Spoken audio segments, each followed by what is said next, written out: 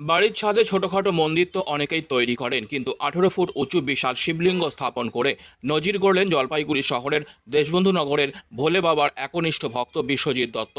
প্রায় 1100 square foot জায়গা জুড়ে এই বিশাল শিবলিঙ্গ স্থাপন করেছেন তিনি সম্পূর্ণ নিজ খরচে।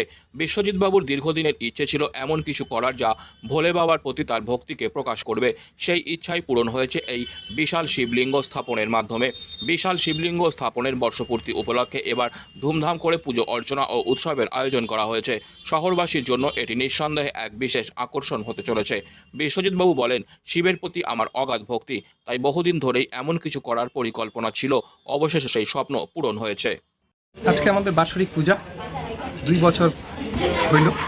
বাৎসরিক পূজা হচ্ছে 19 ফেব্রুয়ারি আমাদের বাৎসরিক গেলবার এই দিনেই আমরা মন্দির উদ্বোধন করছিলাম। শিব পূজাকে কেন্দ্র করেই শিব পূজাকে কেন্দ্র করে এই যে শিবলিঙ্গটা এত বড়, কত মাপ কিভাবে করেছিলেন? তো প্রায় 15 থেকে 18 ফিটের ছাদের থেকে উচ্চতা আছে। এটা আমরা বানাইছিলাম।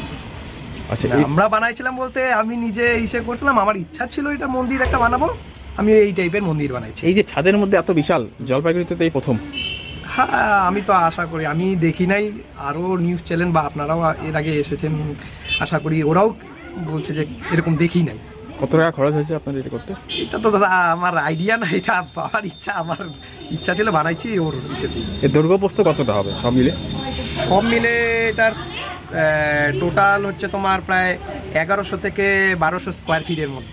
কতদিন লেগেছিল? এটা তো প্রায় মিস্ত্রিরা 6-7 মাস ধরে আচ্ছা।